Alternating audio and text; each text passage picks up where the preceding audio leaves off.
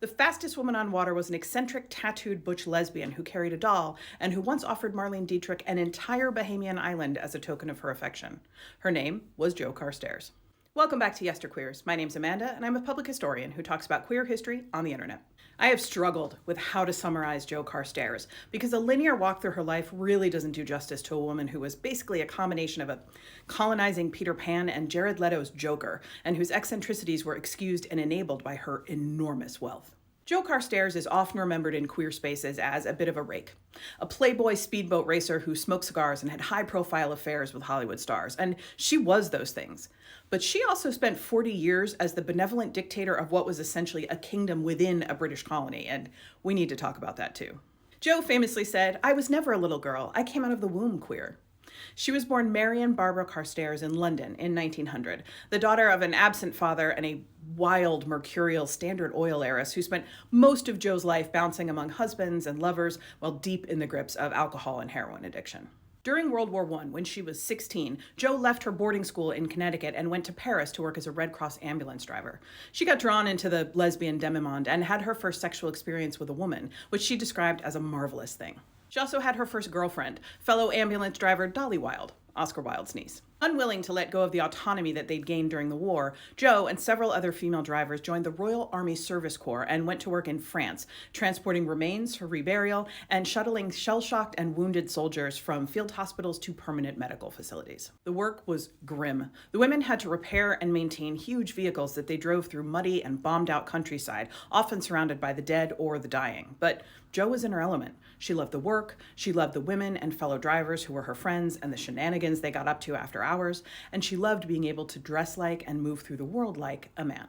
Jo came into her full inheritance after the deaths of her mother and grandmother, and she was worth hundreds of millions of today's dollars by the time she was 25. She had always loved machines, speed, and being on the water, so in 1925 she combined those things and commissioned her first powerboat, a 1.5-liter hydroplane that she christened Gwen after an ex-girlfriend, and then rechristened Noog after it capsized on its first run.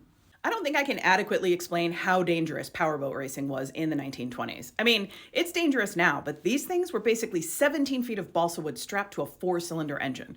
They were flat on the bottom so they could skim across the top of the water, which meant that the slightest miscalculation or a small wave could hurl them off course and into each other, or throw the people in them into the water, which felt like hitting concrete at that speed. But Jo thrived on the adrenaline, and over the course of a 5-year racing career, she won multiple trophies, earned the title of fastest woman on water while competing in Detroit, and set a speed record on the Thames. Her friend, Sir Malcolm Campbell, once described Jo unironically as the greatest sportsman I know.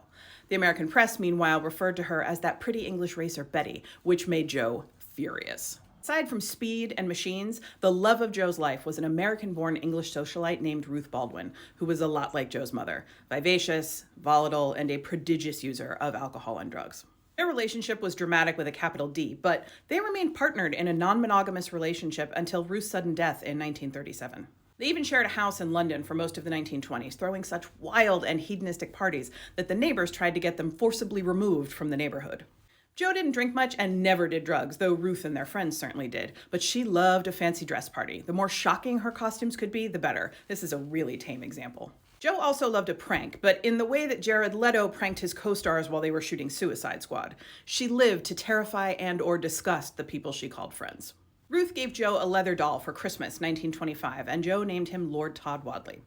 Giving each other dolls was a thing a certain subset of British lesbians did at the time, and it was very common for powerboat racers to have dolls or stuffed animals as mascots, so this gift was not as weird then as it seems now. What is very odd is the degree to which Jo became attached to this doll, who was her constant companion until her death.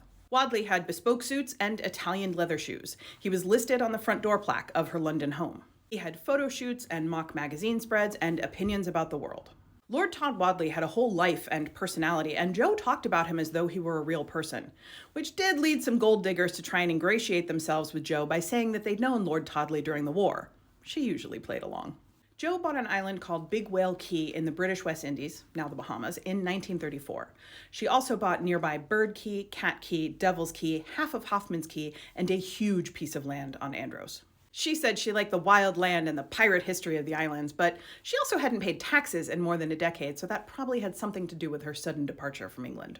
Jo was determined to revitalize the Black population of the Bahamas, who she felt were not thriving under British colonial rule. Unfortunately, she attributed that not to the crushing structures of colonialism, but to the fact that Black people, especially Black men, were lazy and uninterested in changing their circumstances, and that if they were to do so, they would require her guidance and oversight. Fucking gross. What Jo created on Whale Key was somewhere between a plantation and a company town. Aside from a lighthouse, Whale Key had no infrastructure when Jo bought it, so she brought over hundreds of laborers and their families to plant fields and orchards and to build roads and an airstrip and a marina. They built houses for everyone who lived on the island, as well as a school, a church, a bank, a hospital, a museum, a large general store, and of course, Jo's own great house. Jo did finance crucial infrastructure, and she did manage to put a crack in the stranglehold that the British colonial government had on the Bahamian economy by instructing Whale Key's farmers to can their surplus vegetables for sale. But the entire system was set up with Jo as its keystone. She wasn't building a self-sustaining community. She was acting like a feudal lord and treating the Black residents of Whale Key like her serfs. Black residents had to follow rules about alcohol consumption and adultery that Jo and her guests were certainly not subject to. Jo presided over every wedding, mediated every disagreement, and named every child born on the island.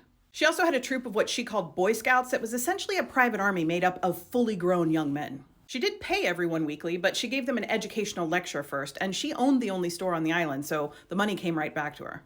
The lighthouse keepers were the only two people living on Whale Key when Jo arrived, but at its height in the 40s and 50s, more than 500 people called Whale Key home, and Jo hosted a steady stream of celebrity guests, including Tallulah Bankhead and Marlene Dietrich, both of whom she had flings with. She also always had a girlfriend living with her. Jo got older, but her girlfriends remained in their early 30s. The Black residents of Whale Key remembered Jo as mercurial and demanding, but generous. It was a theme throughout Jo's life that she gave people money instead of emotion. She supported many friends, former employees, and their families until the ends of their lives, and she split her fortune among dozens of people when she died. The British government, by the way, was fine with her kingdom within a colony. Their position was that since she owned the land, she could govern it as she saw fit. The Duke and Duchess of Windsor even visited her a couple of times. The colonial government was so fine with it that they basically looked the other way when she launched raids on a neighboring island owned by her half-brother and had her men cut down all of his fields with cutlasses because she didn't think he was treating his farmers well enough. So she destroyed their livelihood. I don't know. I have done so much research about Whale Key, and I cannot make it make sense. This wasn't the 19th century. This was the 1950s. After essentially ruling a fiefdom for 40 years, Jo sold all of her land in the Bahamas in 1975 and moved to Florida. She said it was because the drug trafficking through the islands was getting out of control. But the Bahamas became a sovereign nation in 1973, and I'm going to guess that the residents of Whale Key were no longer interested in working for a colonizer. Jo spent the rest of her life in Florida and died in Naples in 1993. She and Lord Todwadley were cremated together, and their ashes are buried with Ruth Baldwin's in Sag Harbor, New York. That's it for today. As always, more information, including sources and further reading, is available in the usual place.